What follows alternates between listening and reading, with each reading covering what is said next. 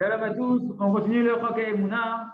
On est le 27 qui se lève, au Hachem dans le cycle annuel, et on démarre avec le journal de la foi. Pourquoi viennent les souffrances sur un homme que Dieu nous en préserve? Il dit, ici en réalité, ça aurait été très très bien, en tout le titre, ramener tout le passage qu'on avait parlé dans les pages précédentes concernant la tristesse. Là-bas, il y avait un passage qui s'appelait Pourquoi j'ai des souffrances, et on avait parlé beaucoup de la tristesse là-bas, pour dire que quoi en fait, que la faute, la première sur laquelle un homme il est jugé, rappelez-vous bien ça, la faute, la première sur laquelle un homme il est jugé dans le ciel, c'est la faute de la tristesse. Et c'est pour ça qu'on a précédé, dans ce chapitre, au début de ce chapitre, de parler beaucoup on a parlé beaucoup de cette notion-là de ne pas être triste, d'être joyeux de soi-même, etc., avant d'introduire le fondement qu'on est en train de voir ici, qu'il n'y a pas de souffrance sans faute. Pourquoi? Parce qu'on avait peur, on leur avait dit que beaucoup de gens, si on aurait commencé par le principe qu'il n'y a pas de souffrance sans faute, ils se seraient brisés, ils seraient tombés dans la tristesse, dans la dépression, et ils n'auraient même pas continué à lire le livre. C'est pourquoi chacun, il doit, on a écrit au début, et c'est très important de comprendre cette introduction, que chacun, il se doit d'abord d'être heureux de lui-même, peu importe comment il est à ses yeux, d'être heureux pleinement de lui-même. Et maintenant, il faut bien se souvenir, le Rav nous dit, avant de commencer à s'introspecter et à chercher pourquoi des souffrances sont venues sur moi, la première chose que tu dois faire, c'est d'abord vérifier où est-ce que tu es tombé dans la pleurnicherie, où est-ce que tu manques de remerciements envers Akadosh Baruch Hu, qui sont la cause de ta tristesse, et travailler sur ta joie et sur le remerciement, avant même de chercher la cause de ta souffrance. Retenez bien, c'est très très important. C'est uniquement lorsqu'un homme il est véritablement heureux de lui-même, des points positifs qui sont à l'intérieur de lui, qu'il est heureux pleinement de lui-même et qu'il remercie Hachem, qu'il loue Akadosh Baruch Hu, qu'il sent véritablement que tout ce qu'il a, maman, c'est un cadeau gratuit d'Akadosh Baruch Hu, c'est une bonté gratuite d'Hachem. C'est qu'à ce moment-là qu'il peut commencer à s'introspecter sur ses actions pour chercher la cause de ses souffrances, comme on va l'expliquer maintenant. Rappelez-vous bien, c'est très très important, le Tzara veut toujours nous faire passer dès qu'on a des souffrances. Tout de suite, on dit c'est bon, j'ai tiré de la voie. C'est à cause de quoi? Ok, ça vient d'Hachem, c'est quoi la raison? Comme ça, je vais faire le teshuva. Et on tombe dans la tristesse, dans la culpabilisation, dans la persécution. Et comme ça, on tombe dans les résirs. Donc, toujours d'abord, travailler d'être des simcha, même dans la souffrance, d'être heureux de soi-même, heureux de sa situation. Et seulement après, quand je vois véritablement que je suis en train de chanter à Hachem, j'essaie de réfléchir avec Hachem pourquoi ça m'est arrivé. Par exemple, maintenant, on va voir trois grands exemples aujourd'hui d'interprétation des allusions que Hachem peut nous faire dans les souffrances, des causes des souffrances que Hachem nous envoie. Ben Adam Achavero, donc les fautes envers un homme et son prochain. Sacha de Shalom, que Dieu nous en préserve, c'est des souffrances qui sont très très dures et qui peuvent rester dans la vie d'un homme pendant très longtemps. Et en général, quand un homme voit qu'il y a des souffrances qui ne le lâchent pas, qui sont dures comme ça, qui ne veulent pas le quitter, et bien en général, ça vient à cause des fautes envers son prochain. Parce que chaque souffrance, écoutez bien, c'est très important qu'on se le dise et qu'on se le répète et qu'on se convainc. Chaque souffrance, même la plus petite, qu'un homme il entraîne à son prochain, peu importe la raison, il y a une grande faute terrible qui se cache à l'intérieur, qui ne peut pas être réparée. Tant que la personne en face qui a été blessée, peu importe pourquoi tu l'as blessée, elle ne t'a pas pardonné la blessure que tu lui as faite. Et tant qu'elle ne t'a pas pardonné, dans le ciel, il y a une accusation sur toi. Et à cause de ça, ça génère des souffrances qui n'ont pas d'explication. Et que même ta teshuva que tu as beau faire, tu as beau te repentir tous les jours, ça ne marche pas pour enlever ces souffrances-là. Et le Rav nous dit, comprenez bien que même si tu es un tzaddik gamour envers Hachem, même si tu es parfait envers Hachem, ça ne servira à rien pour ces souffrances-là.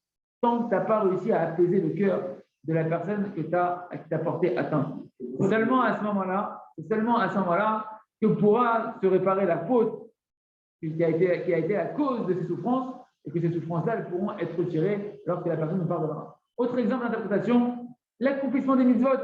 Il y a des souffrances qui peuvent venir sur un homme pour lui faire allusion qu'il transgresse une avéra, il transgresse une faute, ou bien quelque chose qui est interdit par la Torah, ou bien qu'il ne fait pas une mitzvah, il ne fait pas un commandement positif que Hachem l'a demandé. Et donc, des souffrances, elles peuvent venir, on verra mesure pour mesure avec des messages renfermés à l'intérieur de ces souffrances-là pour nous faire allusion qu'on doit arrêter cette faute-là, ou qu'on doit commencer à faire, à se renforcer dans un commandement que l'on ne fait pas.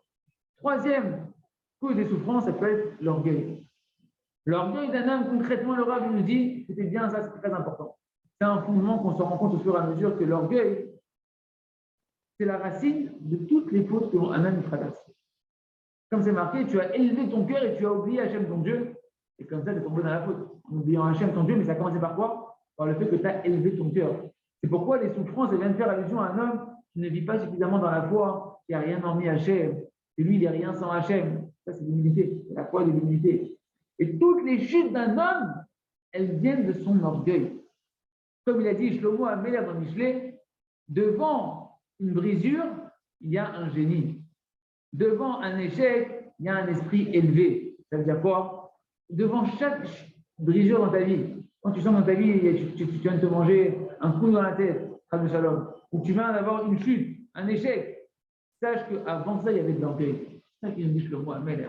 Et si un homme il s'introspecte bien, il verra que ce principe-là, il est vrai durant toute ta vie. On continue avec le livre, le jardin des louanges. Chaim et Tachaim, on vit la vie.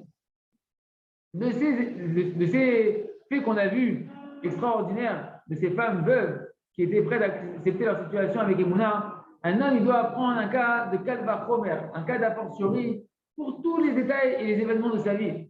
Et c'est évident qu'il n'y a aucune épreuve de la vie qui se rapproche de la dure épreuve que Dieu nous en préserve, de faire son conjoint, surtout quand on est jeune, que Dieu nous en préserve. Et tous les sujets de la vie, même les plus petites souffrances de la vie, si un homme, il les vit avec de la pleurnicherie, alors le plus petit point noir, il va lui rendre toute la vie obscure. Par contre, si jamais il accepte ces petites souffrances de sa vie avec de la foi, avec des remerciements à Hachem, alors c'est complètement différent. Il est en train de vivre une vie qui est heureuse, une vie qui est belle constamment. Et là, ici, on doit également dire que la manière dont un homme il va traverser les épreuves de la vie, ça va influencer tous ses proches, tous ses enfants, ils vont être influencés. Par exemple, que Dieu nous en préserve, une personne qui vit dans des dettes. Essayez de vous décrire un petit peu, à la lumière de ce qu'on a écrit, quelle est la différence qui va être, comment ça va être la différence d'un homme qui vit avec des dettes, qui n'a pas d'émouna, et un homme qui vit les dettes avec la foi en Hachem. Entre quelqu'un qui accepte sa réparation, son épreuve avec de la émouna, et quelqu'un qui ne l'accepte pas avec de la émouna. Celui qui n'accepte pas son épreuve, celui qui accepte son épreuve avec de la simcha, en remerciant Hachem, celui qui ne fait pas ça, celui qui ne fait pas ça, il n'accepte pas. Il ne vit pas avec la émouna son épreuve. Oh, il aurait dit, mais quel enfer il vit chez lui. Il est tout le temps en train avec sa femme, il se culpabilise l'un et l'autre, c'est à cause de toi, c'est à cause de toi, et ils se disputent. Ils sont en mamage dans une obscurité ténébreuse dans leur maison, et leurs enfants, ils voient ça. Leurs enfants, ils voient un père et une mère, ils sont en mamage, embrouillés dans leur tête, ils sont stressés, ils sont en train de se disputer, que Dieu nous en préserve.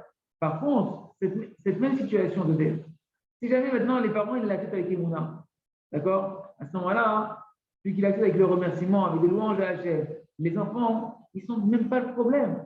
Au contraire, ils voient des parents qui sont heureux, des parents qui dansent à la maison, qui chantent à Hachem. Et ils sentent bien que c'est vrai qu'ils vont sentir des manques matériellement. Mais le fait que tout le monde est heureux, ça fait que ces manques-là, ils ne les considèrent même plus comme des manques. Ils sont remplis par la joie et la simcha et la émouna qu'il y a dans la maison.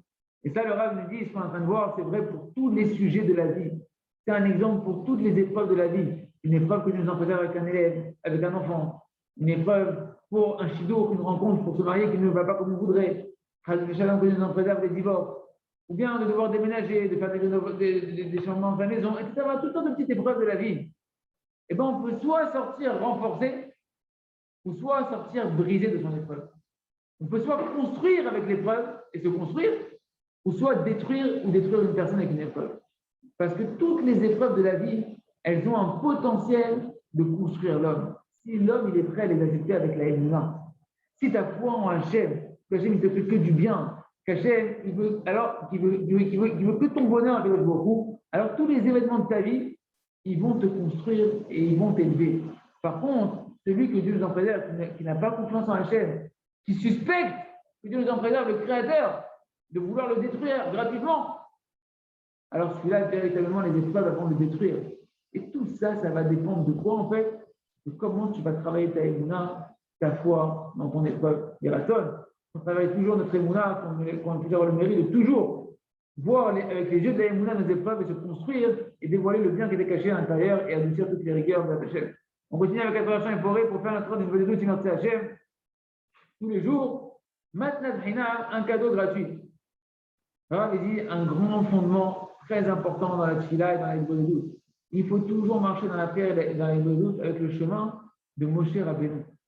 D'avoir l'image de Moshe Rabbeinu, que Moshe Rabbeinu, constamment, il demandait quoi? Un cadeau gratuit à Akadosh Baruch Hu. Moshe Rabbeinu, il n'a jamais ressenti qu'Hachem, il lui devait quoi que ce soit. Il n'a fait que, durant toute sa vie, demander des cadeaux gratuits à Hachem. Un cadeau gratuit, je n'ai pas de mérite. Bien que Moshe Rabbeinu, ce n'est pas contradictoire, il a allongé ses prières énormément. C'est l'emblème de celui qui savait allonger ses prières sans fin, Moshe Rabbeinu. 40 jours et 40 nuits sans manger, sans boire, sans s'arrêter de prière. On continue sur un seul sujet. Vous comprenez bien que ce qu'on vous apprend dans le Chok HaEmuna et dans le Orchada, de prier une demi-heure sur un sujet, c'est le chemin de la délivrance. Regardez Moshe Rabbeinu, 40 jours, 40 nuits, sur un sujet, il ne lâche pas Moshe Rabbeinu. Mais attention, de la première prière à la dernière prière, il n'avait pas un sentiment que Dieu lui devait quoi que ce soit parce qu'il a beaucoup prié. Pas du tout. Il vivait la vérité que Hachem, l'Ochayav, le Kloub, il ne lui doit rien à Hachem. Et comme ça, Moshe, il avait l'endurance du fait que Hachem ne lui doit rien, de continuer à prier jour et nuit, de continuer à prier, parce qu'il n'était pas en train de dire c'est bon, j'ai prié 1 heure, j'ai prié 2 heures, j'ai prié 2 jours, si je ne réponds pas à Hachem, Chas de Shalom. Non. C'est pourquoi on doit apprendre pour nous, les amis, celui qui veut obtenir des délivrances, aller par la prière, et qui veut maintenant allonger des prières tous les jours sur un sujet. Tu veux faire une délivrance, tu veux obtenir une délivrance, attention, très attention, que ne rentre pas en toi le sentiment que Hachem il te doit parce que tu as beaucoup prié. Et ça, c'est un rêve que tout le monde traverse dans la vie de dans la prière, mais il faut le savoir pour pouvoir savoir rebondir et être vigilant sur ce sujet-là. Et si tu fais attention à ça, au final, non, il aura dit, au final, qu'une personne elle va se souvenir que ce que tu as mérité de multiplier les prières, de te lier à Hachem par tes prières, mais c'est un cadeau d'Hachem. Hachem t'apprend en miséricorde de t'offrir d'être en rendez-vous avec lui autant de temps. Ça fait un mérite extraordinaire de beaucoup. Donc c'est pourquoi tu ne dois pas demander de récompense sur ta prière, le fait d'avoir allongé ta prière. Parce que même ça, c'est un cadeau d'Hachem qui te fait de t'autoriser à être avec le roi des rois aussi longtemps, de pouvoir parler avec lui. Au contraire, une personne, elle doit se réjouir et remercier Hachem de l'avoir fait mériter de prier aussi longtemps, d'avoir allongé autant ses prières avec Kadosh Baruch Hu, et d'avoir pas que toutes ces prières ne sont pas parties dans le vide. Que chaque petite prière, elle a été utilisée et qu'elle est gardée précieusement pour Hachem, auprès d'Hachem, pour faire une délivrance. Et comme ça, continuer à demander avec miséricorde, à aider la miséricorde d'Hachem, à supplier par bonté gratuite comme un pauvre, comme un match qu'on avait vu la tefila du pauvre. C'est ça la dimension de la tefila du pauvre. Un pauvre, il n'exige pas. Un pauvre, il demande avec humilité et avec espérance dans la miséricorde de celui à qui il s'adresse. Et comme ça, tu peux allonger tes prières et jusqu'à obtenir par l'allongement de tes prières la délivrance que tu as besoin. Parce que si ne rentre ne serait-ce qu'un tout petit peu de sensation à l'intérieur de toi que Hachem il te doit, eh bien sache que tu es en train de te fermer immédiatement la porte de la prière et tu ne pourras plus, tu n'auras plus l'énergie, le cœur et l'envie de continuer à prier et donc tu ne pourras pas allonger tes prières et donc tu ne pourras pas obtenir des délivrances par la prière. C'est des délivrances qui proviennent de l'allongement des prières. C'est pourquoi il faut faire très très très attention de ne pas perdre par ce sentiment que Hachem il me doit la force de la prière qui est la seule force et la seule arme véritable qu'un homme a dans sa main pour obtenir des délivrances. Et donc on doit faire très attention d'apprendre de Moshe Rabbeinu à la Shalom, qu'il n'y avait pas plus grande tzaddik que Moshe Rabbeinu, que son mérite nous protège, qui était un match rempli de mérite, comme on n'aura jamais de mérite comme Moshe Rabbeinu. Et même jusqu'à la fin de sa vie, quand il a prié pour entrer dans l'Israël, il a fait que demander des cadeaux gratuits. Même jusqu'à la dernière prière, après 40 jours et 40 nuits de prière, avec tous les mérites de Moshe Rabbeinu, sans compter les mérites de sa prière, Moshe, il se sent que Hachem ne lui doit rien. Combien on doit apprendre à faire si Moshe Rabbeinu fait comme ça? Combien moi je dois pas avoir le culot de croire que Hachem me doit parce que j'ai fait une mitzvah, j'ai mis des têtes, ou j'ai prié 1 heure, j'ai prié 2 heures. Ah, c'est un cadeau d'Hachem, demande un cadeau gratuit. Continue à espérer en Hachem, espère en Hachem, continue à espérer en Hachem, et tu verras, mais Hachem t'amènera ta délivrance vers Hachem quand tu seras récompensé, même pour tes prières. On continue donc avec le journal de la sagesse. On continue les mots de Rabbeinu Akadosh extraordinaire de la description de notre saint, le Tam Akadosh. Ainsi, c'était aussi pour les vêtements.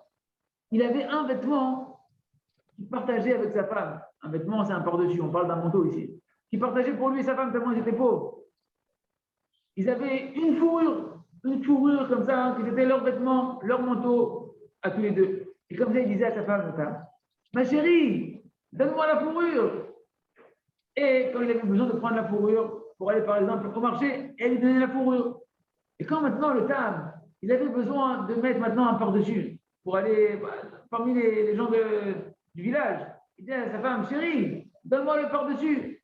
Et elle lui donnait la fourrure parce qu'ils n'avaient qu'un seul vêtement. Et lui, il mettait la fourrure qu'il partageait avec sa femme. Et il a kiffé, il disait, waouh, qu'est-ce qu'il est beau ce par-dessus, magnifique. Quand il avait besoin d'un caftan,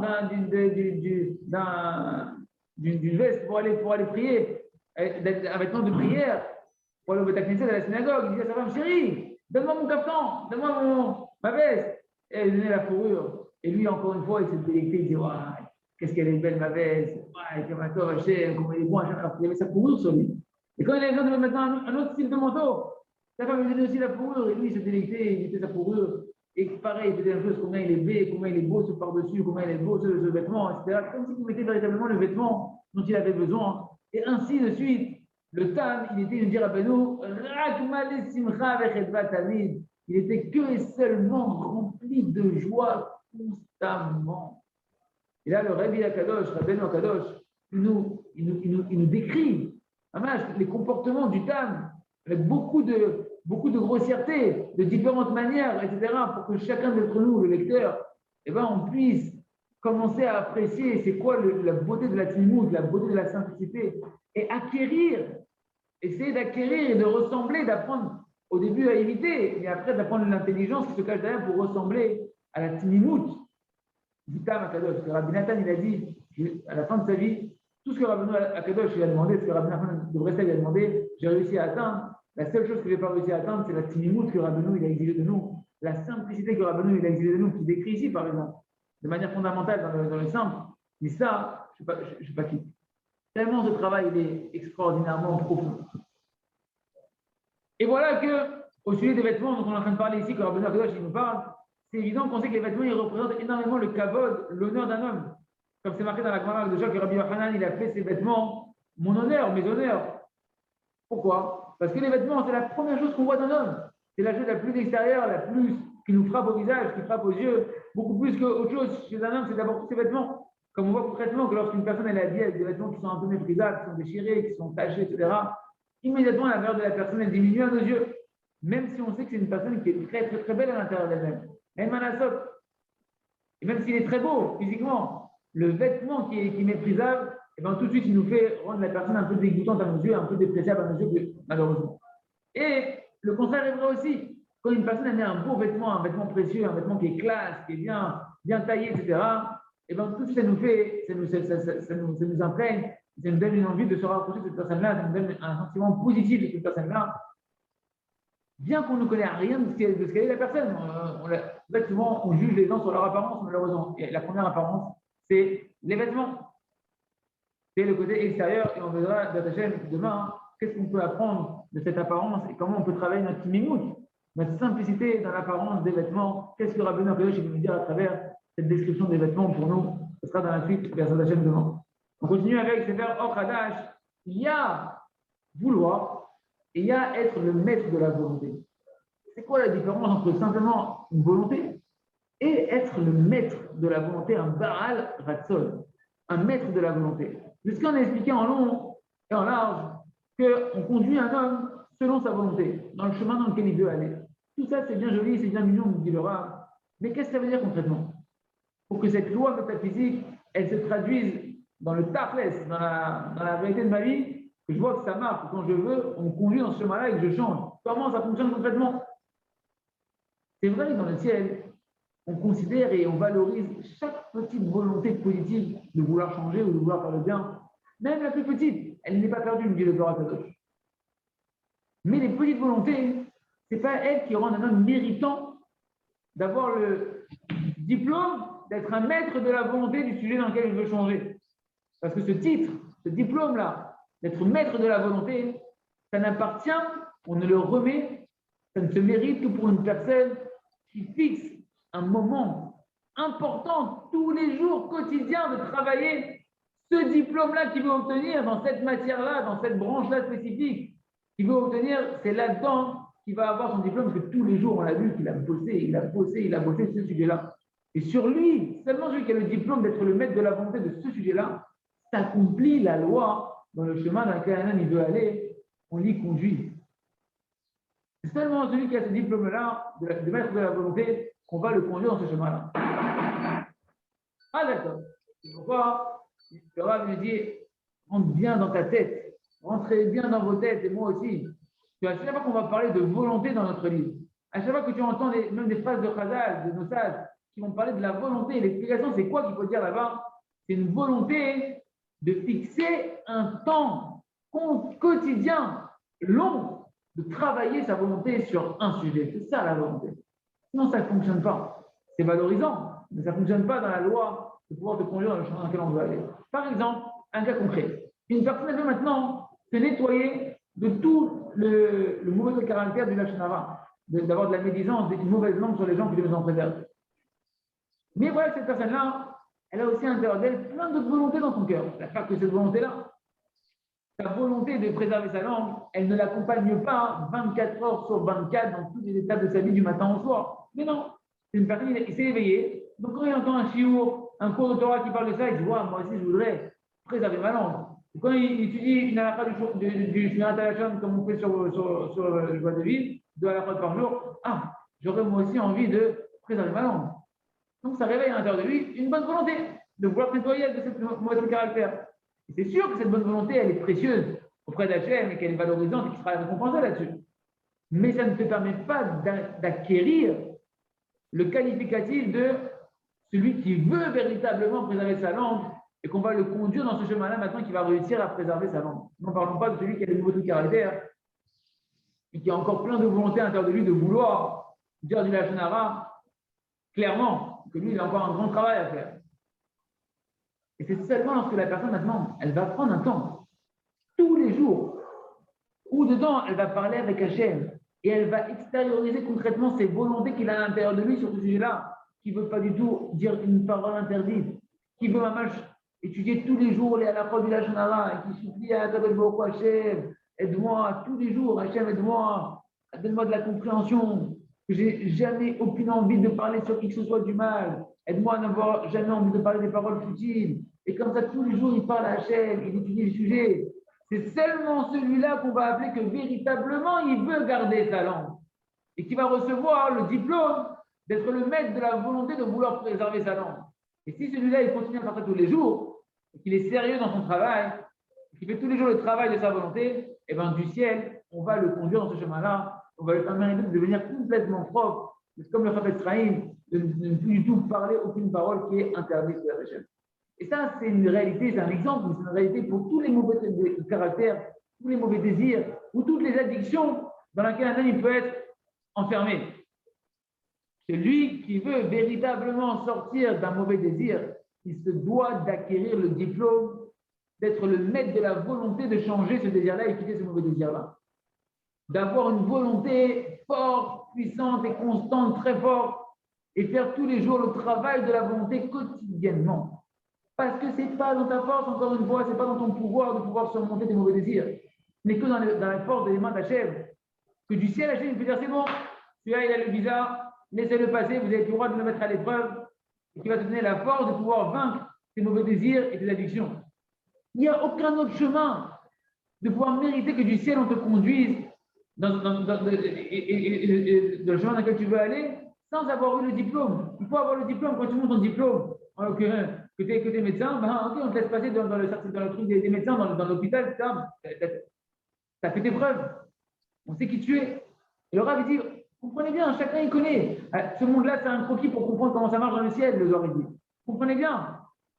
Quelqu'un qui veut maintenant aller à l'université, il va lui falloir des années et des années d'études, et après de passer à l'épreuve dans des examens pratiques, des examens théoriques, pratiques, avant de pouvoir avoir un diplôme. Chacun, il connaît un petit peu celui qui veut être docteur.